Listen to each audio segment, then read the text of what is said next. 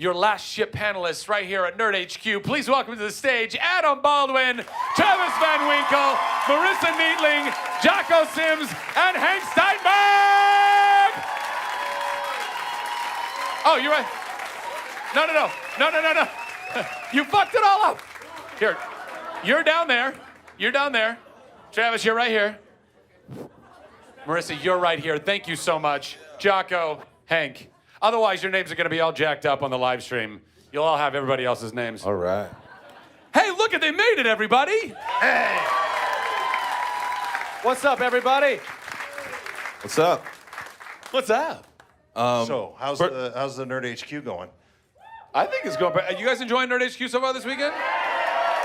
Pretty good. We had a William Shatner panel today, buddy. We heard. Yeah, dude. That's awesome. William Shatner. And he had two people come and sit on his lap for questions. It was like Santa, but disturbing. It was fantastic. I'm a little disappointed here, Zach. A little Can you top that, Adam? What? Oh, because there's nothing in your cup? This is water. Hey, Joe, we need... Oh, because it's water? Yes. Dude, we can get you a cocktail. What do you want? I would love that. I think we got one on the way. Double Okay, vodka fantastic. And a side of coconut water. It's- on the side. Did you get that order in with somebody It already? is. I think it's on the way. Okay, Jocko wants his cocktail as soon as possible. Thank you very much, Joe. Anybody else? Anybody need anything? Jocko Wow, has... nobody actually even... They're like, no, you're too late. You're too late. Wait, Jocko has a radio show that he should tell you about, and there is some drinking yes. that goes on at that radio show. Yes, and Adam was so gracious to come and bless us all because he is a god. I'm going to say that all day just to embarrass you. I host a radio show with my mom, and I get drunk with her every week. What? It's Great a little is weird. that? It's called Apollo Night LA on every Monday night at 7 p.m. Pacific. Check it out at ApolloNightLA.com. And we play mostly hip-hop. We play unsigned artists, and we have comedians come by, and we critique the music. And Adam came in and critiqued hip-hop. It was the most classic thing you would ever see. It was amazing. Yeah, but I was worried about the guys that submitted it because they called in, and I didn't like one of them, and I was afraid Yeah. that... Well, they're not going to shoot you. Listen, they're not going to... No, not shoot. Why at do you him, even he's bring got that guns up? For real. Life is not really like Boys in the Hood. Oh, okay. All right, good. All right. All right, good. Yeah, that's good. Who's got a question? Who's got a question just burning a hole in your pocket? Who has money they want to give me? You have money you want to give me, or you have a question? For a donation, I will. For a donation? Yes. Wait, you just want to give me money for nothing? You don't want anything in return? Of course I want. So Well, what do you want, sir? And keep Do you it want to clean. sit on Adam Baldwin's lap? No. What was that? Huh? What? I didn't hear that. She just offered for him to sit in your lap. No, we're not going there. We're not going there. Considering. Well, wait a minute. Guys, it's the last panel of the night. I Hold got on. a dance floor I got to How get to, much? for heaven's sake. How much, Zach? I don't know. How much you want to give me? I'll give you $240 if I can get a picture and autograph with him and an autograph from you. That's amazing. Are you going to donate it to the children? Am I what? You're going to donate it to the children? Yes. The money? That's Yes. all for Operations Pub? Yes, I mean, Jocko. you down? Yeah, sure. Okay, yeah, we'll do that. We'll do that right after we finish the panel. Right after the panel. Yeah. Right after the panel. Just find a volunteer. Thank you, sir. That's very nice. Wow, that was really easy. No. I should just do every panel. Who wants to give me money? That's what I should say. I've been auctioning things off. I should just say, who wants to give me money? It's so much easier. Much easier. Come on, questions for our panelists about Last Ship. Yes, you, ma'am, right there in the center with the glasses and the blue shirt and the big smile. My question's for Adam. Throughout your season, do you wish that the captain was going to die so you could take over as captain? Be honest. He's not here, is he? Are you talking about Last Ship or Firefly? Either one will work. Both. No, Eric's my buddy. I love working under him, and it's it's a good chain of command. So I'm proud to serve as his second in command. And Hank can tell you more about the storyline going forward. But as long as I keep brown nosing like this, I may stick around for 3 or 4 more seasons. So We're talking about a spin-off called The Second to Last Ship. And they're gonna need a commander, so yay! I got my own ship. I think the title has a real ring to it. You guys know who this is? Hank Steinberg, the creator of The Last Ship. Round of applause for him. Hank, Can you give them something, please? They come out to see you. Can you tell them something that nobody knows about the upcoming episodes? Just a little bit, right? You guys want to hear something that nobody knows? No pressure. I just got fired. Semi-spoilery, yet not giving away anything. I'm trying to Should we think. come back to you? I think we should Move on to the next question. Let me think of a good one. Yeah, that's good. All That's good. Next question. Right over here, this gentleman. So, how much of the filming do you actually do on real Navy ships, Vice, just taking footage and moving on from there? I say we've gone to San Diego 3 different times to film on a few different ships. And then we also go down to San Pedro when we film on the USS Iowa. And we film on real ribs in the water near Long Beach. So most of the time it's real. We'll do a lot of the studio stuff when it comes to the interior and the CIC and a few other things. But for the most Bridge. part, we're on the real deal. Yeah. Would you say, Hank, it's about 80-20% studio to working on the actual ships? Or would you say it's 70-30? Oh, our sets versus the actual ship? Yeah. Yeah, about 80-20. 80-20, yeah. 80 on set? 80 on the Yeah, set. Yeah, it's just cost prohibitive to go travel down to San Diego with the whole crew and Yeah. Yeah, all the interiors that you see on the show are on our sound stages in Culver City. And the exteriors, all the stuff on the decks is done here. The art department's amazing. Amazing, because the pilot was shot on a real destroyer here, and the next episode from there on in was shot on our sets, and you can't tell the difference between the sets on the pilot and our sets. We had the Secretary of the Navy come to our sets in Culver City and look at them. He was, first of all, he was a huge supporter of the show, as all the Navy is, and he was just blown away by he thought he was on a destroyer, just on our sound stages. And then of course he did a cameo playing himself. If you saw that episode from a couple weeks ago when they get the files from the White House, that's actually really the Secretary of the Navy. So it's pretty cool. Wow. My computer actually works too. Your computer actually works? Good for didn't you. know Our computers never worked on Chuck. What do you look? Does it have internet access? Because I can't get Wi-Fi on the stage to save my life. I think mine does. Oh, that, yeah. Next question, right down here.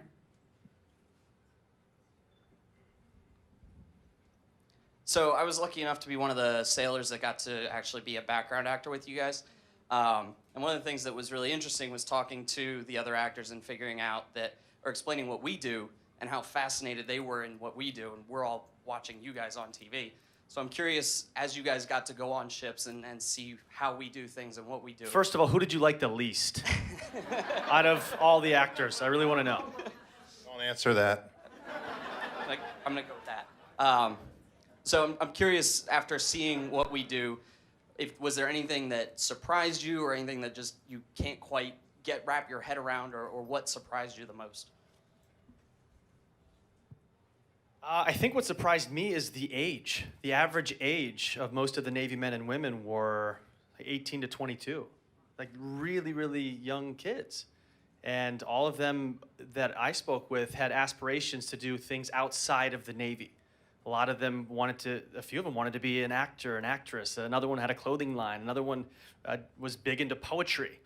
So to me, I was so surprised to see, I don't know, I guess sometimes when you think of the armed forces, it can dehumanize people some because they're these soldiers and they've got to be tough.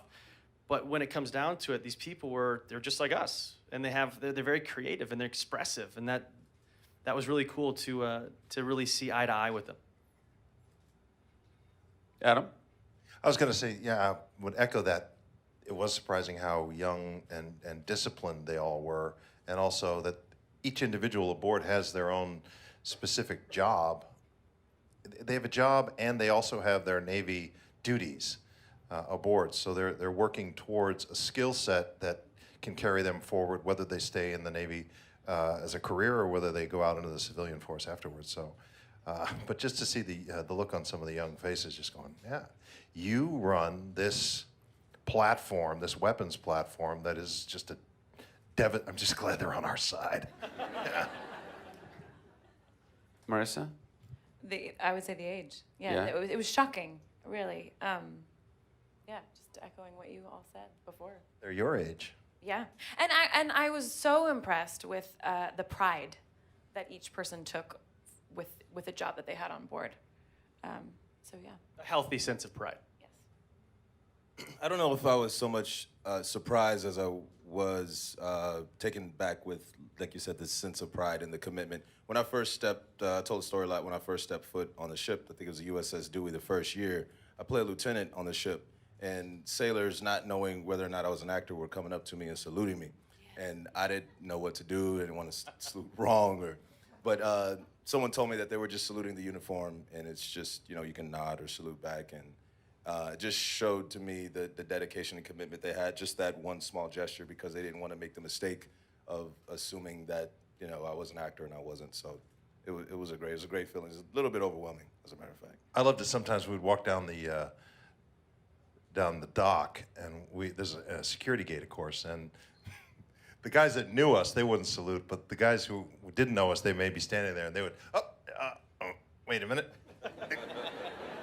And then the other guys started laughing at him. It's just a fucking actor. But I guess the rule is you salute it it's better to salute someone that doesn't deserve it than it is not to.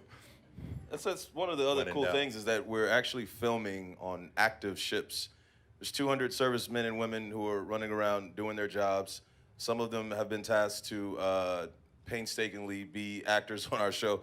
They're so, happy to serve us, and they're so thankful, and they say, we're just proud to be here and represent the show in this way. So it's just amazing. It's an amazing experience. It's good to have it's beyond good. It's amazing to have the support of the U.S. Navy. And everyone in the cast and crew takes that to heart. We really appreciate and respect and try to honor. We're humbled by the fact that these men and women have invited us aboard, and the U.S. Navy has welcomed us into their family. And so we try to turn that off, please. Sorry. No, What's your name? Darling, he's all bark and no bite. Don't worry about Adam Baldwin. Mean Santa. What's your name, young lady? Trying to live up to my character. What's your name? Yeah. Oh. You are my sole reason for coming here. Sorry, guys. What? Come here. No, come here. Come on. Come up. Come up. Come up. Your phone ring. Come on. Come here. Listen. No, you don't have to. I'm not going to put you in. Yeah. What did you bring me? I don't look. All right. Don't look. Don't look? Both for me? Open that Well, he's shit got up. to look at some point, right? Or is it just a bag with a bunch of paper in it? It's stuff and things. Okay. I want to know what it is. By the way, really quick for the question, thank you so much. Thank you for your service. Yes. And a round of applause for the U.S. Navy and all the armed services. Yes. Thank you.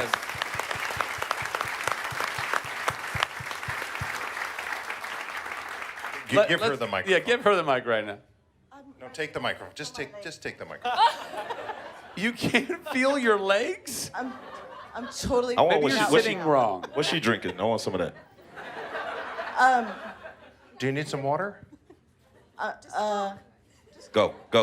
There you go. I don't have 200 and whatever No, it's- dollars. Do you want to sit in his lap? Dude.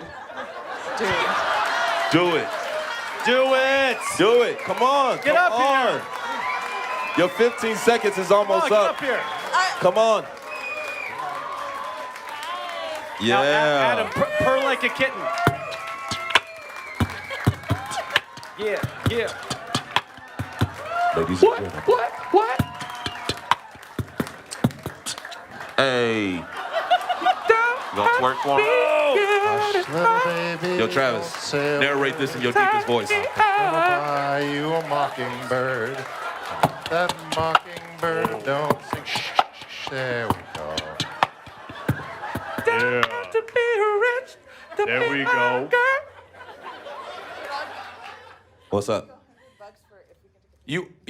What? $100 for a what? Sure. Oh, For a picture? Did you say hickey? It's streaming to the world. You got better than a picture, honey. This is going to be immortalized on YouTube forever. Yeah. Watch your step. Watch your step. We could try and work a picture out later. We can try and work a Watch picture your out Glad later. the feeling in your legs came back.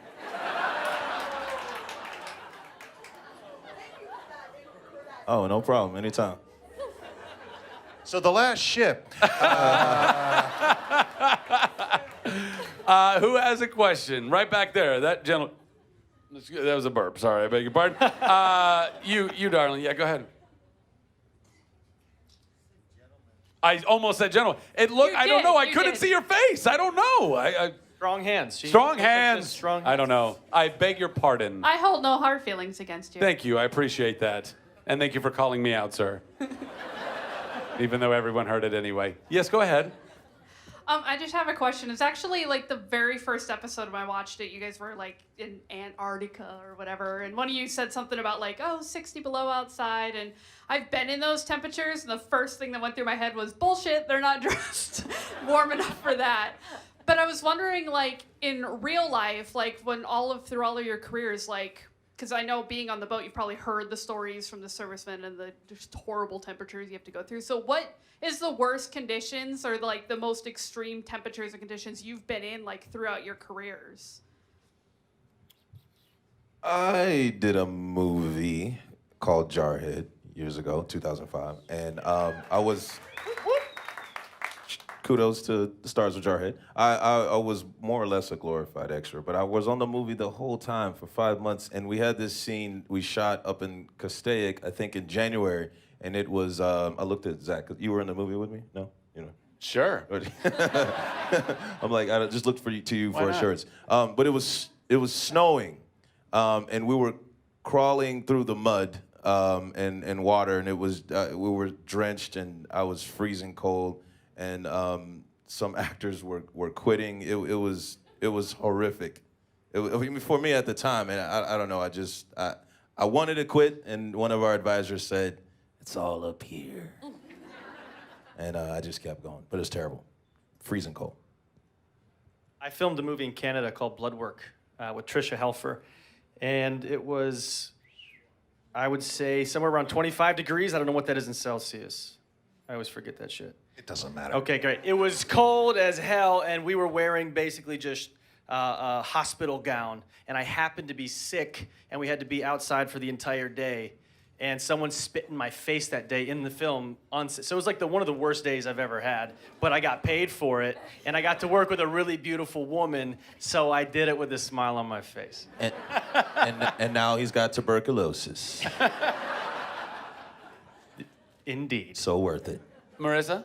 Well, this is my first gig. Oh, come on. So I was not filming anything, but I'm Greek, and I was on the islands in Greece, and I think it was like 120 degrees when I was on the beach, and you couldn't walk from wherever you were putting your towel down to the water. You had to basically just walk in the water, or you'd completely burn your feet.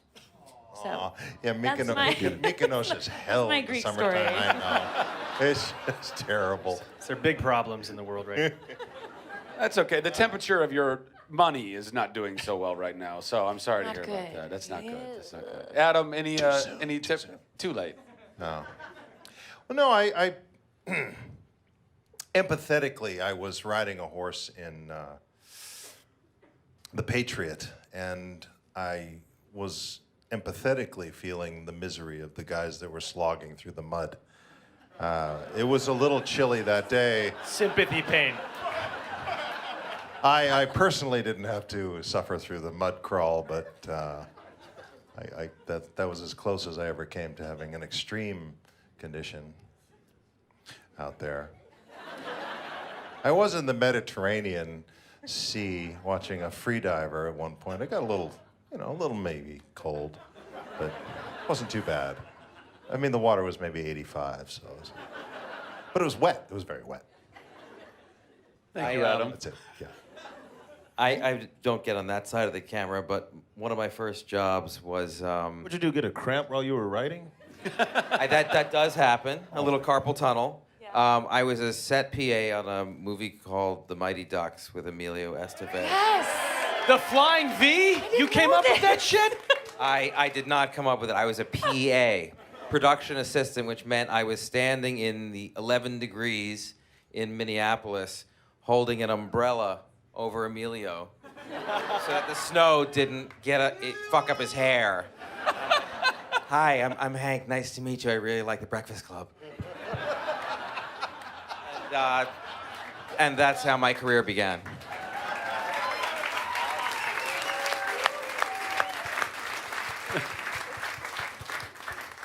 You win that round, Hank. You win that round. Hands down. Next question. Right back there. Those gentlewoman.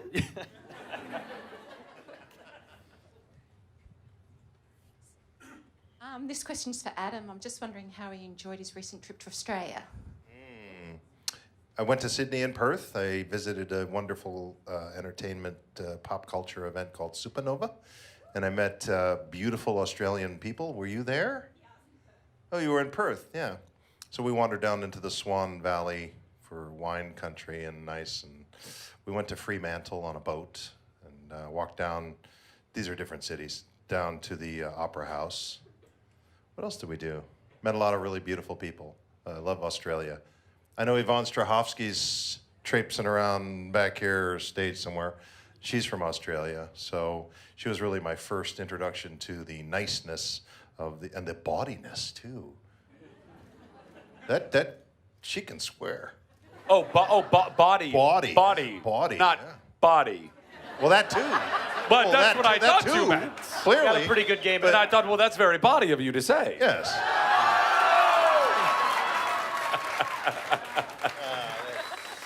I think that was Emilio Estevez. They just upstaged us. Whoever that was. Who was that? No, it was Yvonne. Oh. Yeah.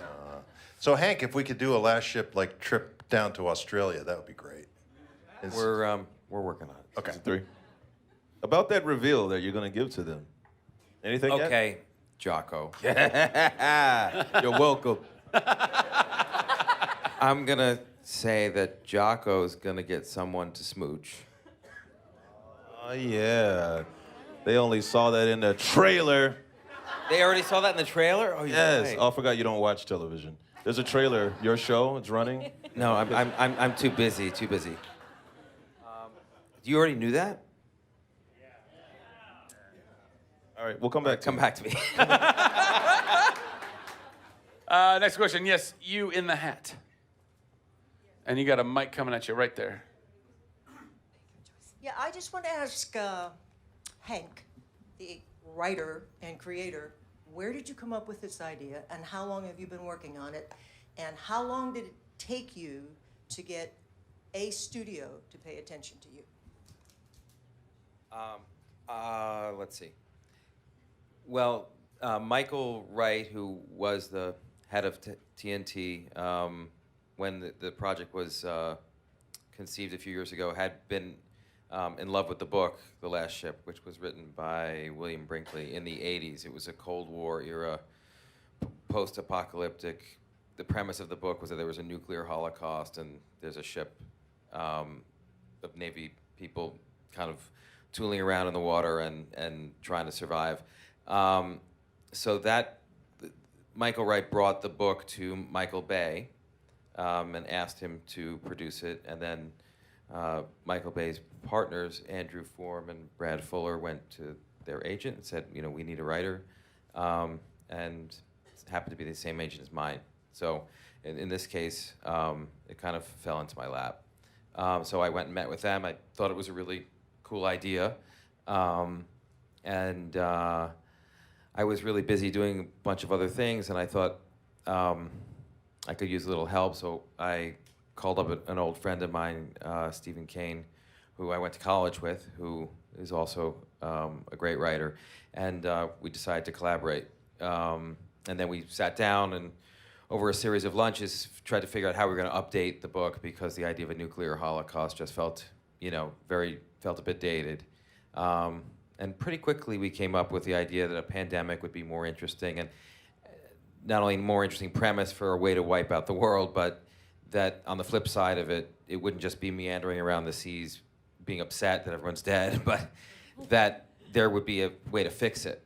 And that from there came the idea of, what if there's a cure? And then what if there's a scientist on board the ship who has the cure, which then makes that ship the most important place in the world for fixing the world. So it kind of evolved naturally out of a series of conversations that we had. And in this case, it's the best way to sell a TV show, which is it's already sold. The head of the network wanted to do it, and in this case, it went the other way, where I was fortunate enough to have it come to me. That began, I think, around 3.5 years ago. Fairly quickly. Yeah, as I said, it really helps when the president of the network wants to make your show. So it's like you go in to pitch the premise for it, and he's already bought it. Like everything just kind of goes more quickly that way. And we didn't have a studio; the network owns it, so there's not that extra layer. So everything just moved a lot faster in this case. But it actually went pretty slowly once we got it cast. Once you guys got it cast, we shot the pilot. Then we waited almost a year to shoot the first season. Then we waited 6 months for that to actually be on air. So we've been a part of this project for about 3 years now, and we're only to a couple episodes of the second season. That's true. The development went quickly, but then the pilot took a long time to shoot and quite a long time to cut. And then Michael really wanted it to be a summer show. So I think we had finished it. I can't remember anymore. It's all blending together. But we had finished it well ahead of the time that it first aired, because he was holding it for the summer. Now we're on a more rigorous schedule. Now that we're on now, we're still the writers' room for season 3 will start in a few weeks, and we'll still be finishing up episodes from season 2. Music and final visual effects and stuff like that. That's provided there's a pickup. That's provided the Oh, show gets was that a picked up. spoiler? Have we been picked up? Provided the show gets picked up, that your we'll surprise? be getting the writers. Was that Is there something surprise, no, fuck that. Is there something that you guys know that we don't know? Are we going to season I don't know 3? anything. I don't know anything. You just covered for him. I'm a little cocky. We're gonna get the writers room going. Right. Yeah. Jocko, just take And it if in. it- Let if it it- go. if they wanna order You the heard what script. you heard. Let's Obviously, move on. always talk in the positive, right? Like on Chuck, right? We sort of it's got to happen. So, right, Zach? Yeah, that's totally what we did. That's right. Next question. I mean, we would always believe, I guess, provided enough people ate Subway sandwiches. I don't know. I don't know that I was actually really optimistic about it. I was always just kind of like, well, look, if it happens, it happens, and if it doesn't, it doesn't. That's one of the hard things about it. You put your heart and soul into something, and you go, but then you got to, at the end of the day, say, this could go away. It could just totally go away, and you just got to be okay with it. I always remember loving those 2 little videos that Fedak and Josh did. When we got picked up, Fedak was like, "Oh no, oh no! Now I have to write more." That panic. Yeah. Video they did. Well, it was the first show he had ever run. I mean, Yeah. and that was a big show. It was Yeah. a tough show. Yeah. Next question. Right here in the front.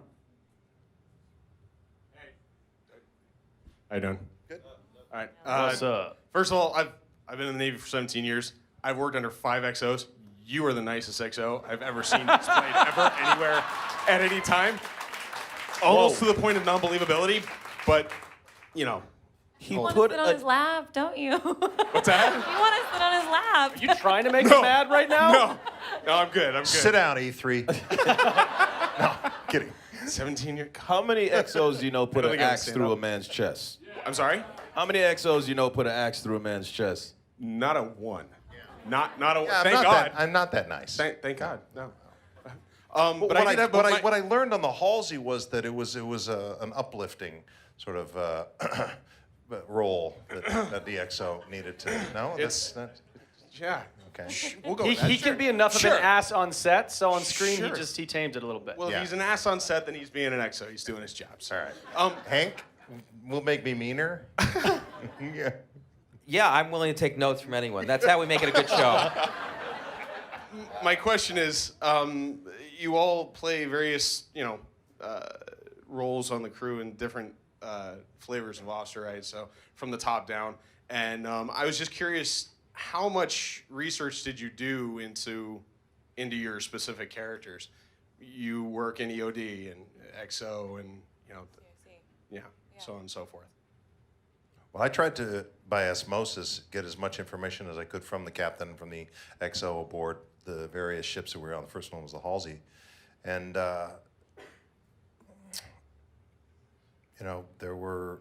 there's Command at Sea, which is a book written by Admiral Stavridis, and that was really our Bible text go-to it's a lot of information to gather in a short period of time. So obviously I try to do it justice and as best I can, but I mean, captains of guided missile destroyers know a hell of a lot more than I'll ever know. And it's amazing. They know the ship stem to stern, top to bottom, engineering all the way up to the bridge. They know everything, and that's really, really impressive.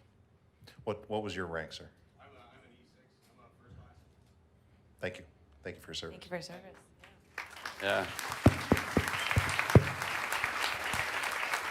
For me, I had to play a Navy SEAL, so I just surrounded myself with watching every single video I could find, talking with any Navy SEAL that I had met. And we had a Navy advisor that was with us that didn't come to the first season, but he started in the pilot, and I harassed the shit out of him.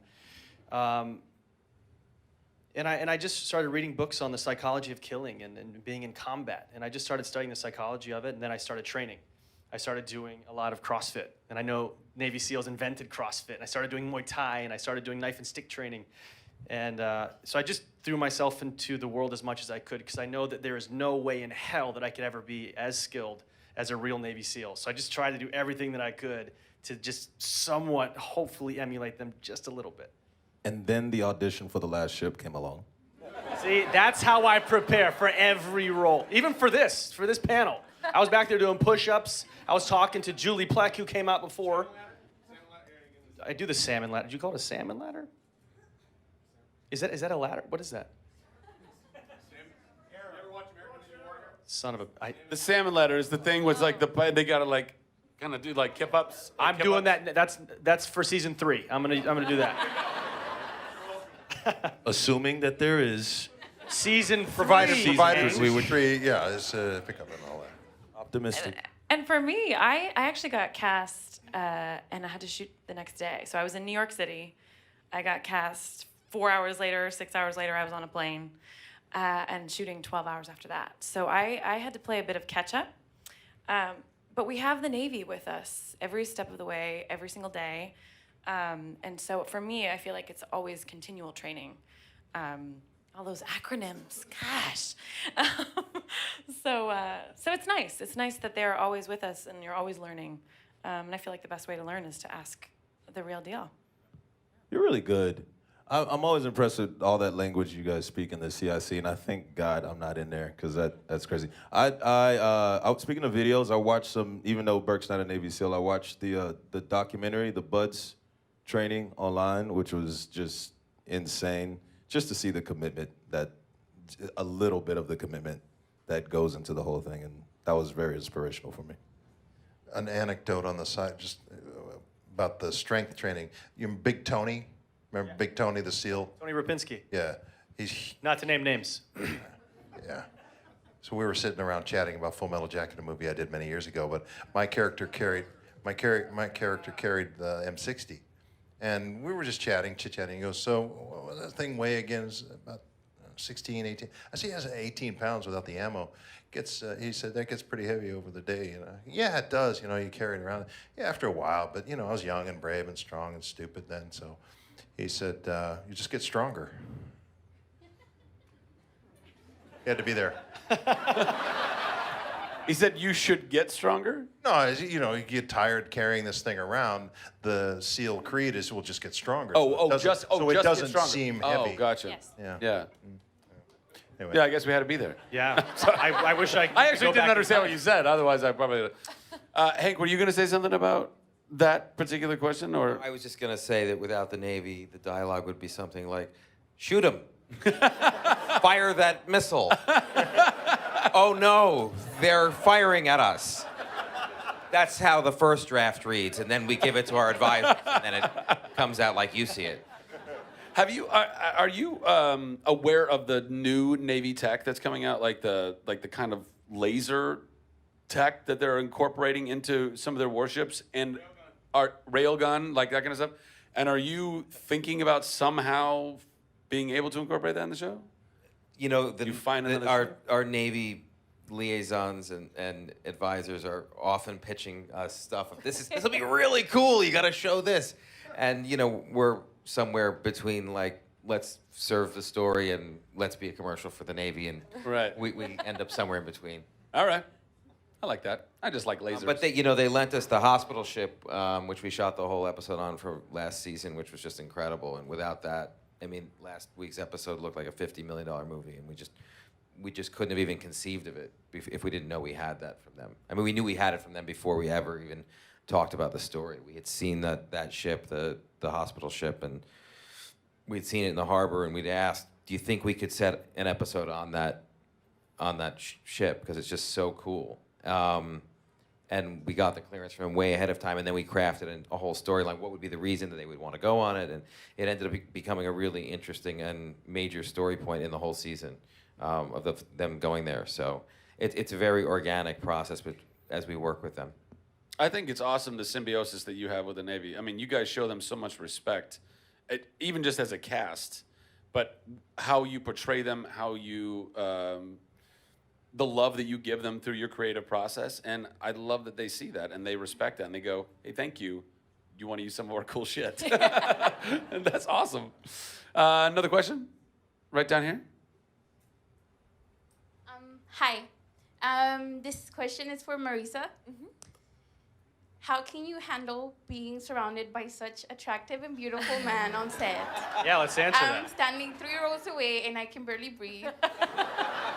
Okay, how do you do it? Well, I just sit back and watch the show. Yeah, it's pretty much this all day long. Yeah. How you doing, And then girl? you accidentally get pregnant, so. So that happens.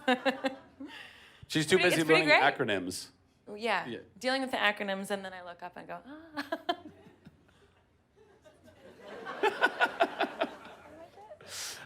Next question, back in there. What are you guys' favorite roles that you guys have ever played? Ever in the The past? current one. Current one? The current one, yeah. Always the current one. No, screw that. I got to play. I got to play this cop from 1985 that time travels to the present to fight crime. I watched this. And I had a crazy mustache and a scar on my face, and my name was Rusty. And I just got to be an idiot, and it was the most fun I've ever had. So maybe season 3 I can get a mustache. Maybe we'll trim. I just figured out the spoiler. Uh-oh. Danny tragically dies in episode 8. That's what I get for being honest. Next question right here. You, sir. Emilio! All right, so I'm going to give you a chance to hate on your predecessors. Do you feel like now with movies and TV, like you have like a lot more responsibility to live up to the military image? So if you look at movies like 20, 30 years ago, uniforms don't make sense, medals don't make sense. They just kind of look sloppy. Like, do you feel like there's a lot more pressure on you guys to really live up to the image? I think that social media has changed everything in terms of the verisimilitude you have to have. I think probably not just us, but I think probably a medical show, a doctor show, a cop show. You've got people who can instantly give their opinion online that potentially millions of people can see. And so, you got Navy people now responding in real time to the show about what we're doing right and what we're doing wrong. And, luckily, mostly we're doing really right. I think that makes everyone who is in this field have to, be more realistic with what they're portraying, because otherwise you just get crushed. And in the old days before that, somebody's going to write a letter to the editor of the New York Times 2 weeks later. Now it's instantaneous. So you really have to just be much more buttoned up with the way you do stuff.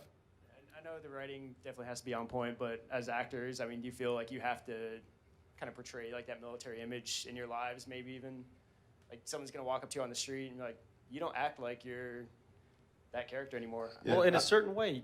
So, you go first, Jaco. No, I was just saying, I don't think so much about hearing from people on the street or online as I do about the military advisors that are on the set. And they're literally, thank God we have them, because we want to give the fans something that's authentic as best we can. And they're there just watching our every move. in every scene, and oddly enough, during the sex scenes, which I don't know the point of that. I don't know why they're there. It worked at the panel in Comic-Con. Didn't work. It didn't work Just today. you can't repeat that joke. All right. You did it the same delivery. You got to change up the delivery. Okay, well, I'm working on it. One thing that I do like is just being around the Navy and these people, they're all about service and they stand for something and they really dedicate their lives to making others' lives better. So just being around that environment and breathing in that oxygen, it does go into our real lives where yes, there is, I tend to I feel very blessed that we've gotten to work with the Navy because I feel like it has made me want to step up and serve more. It has made me want to stand a little taller.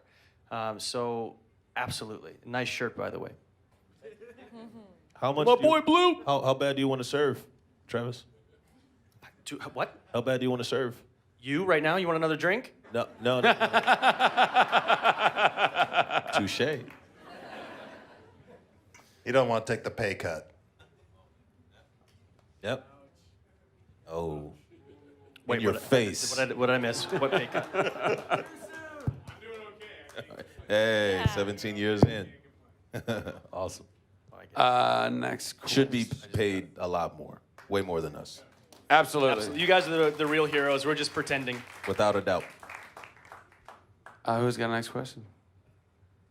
Not everybody at once. Calm down. There you, right there. Adam, you've referred in the past. Well, first of all, thank you guys for being here. We really appreciate the fact that you come, you spend your time to help raise money for Operation Smile. I know everybody here thinks the same thing.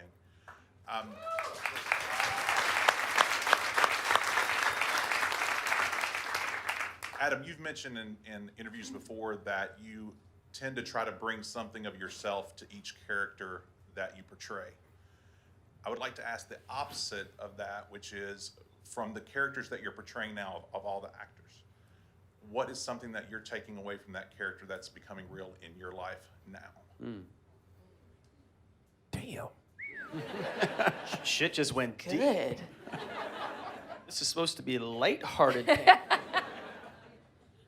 I think, well, for me, Slattery is a more of a leader in he has a lot more responsibilities than I do. So I try to, through osmosis at home, keep that sort of leadership mean without being a dick. Doesn't work at home. Doesn't work at home so much. No. So that. For me, I noticed. I don't know if I said this before. It's been a long day. The Navy takes such pride in what they do, and that I think that that's such an honorable and noble thing. No matter how big or small your job is, you're part of something that's bigger than yourself. And so for me, I feel like I've been learning a lot about what that is. What is it to take such pride in the little details of being an actor who knows that your belt can't go a little over this way because that's incorrect. So for me, that's what I've taken away from Kara. Yeah. I'll answer that. So I think the first season, I played Lieutenant Danny Green. He had the emotional IQ of like a cereal box. So I feel like season 2, like he started to, now that there's a child on the way, he feels a bit more grounded, and he's learning to understand how to handle all the pressures and all these new stakes of having to save humanity and raise a child in the broken world and blah, blah, blah, blah, blah. In my life, I feel like in this last year, my emotional IQ is raising too. Slowly but surely. I'm not crying every week, just like once a week now. So progress. Thank you, Hank, for writing Lieutenant Danny. Spoiler Stay alert, strong. Danny dies in episode 5.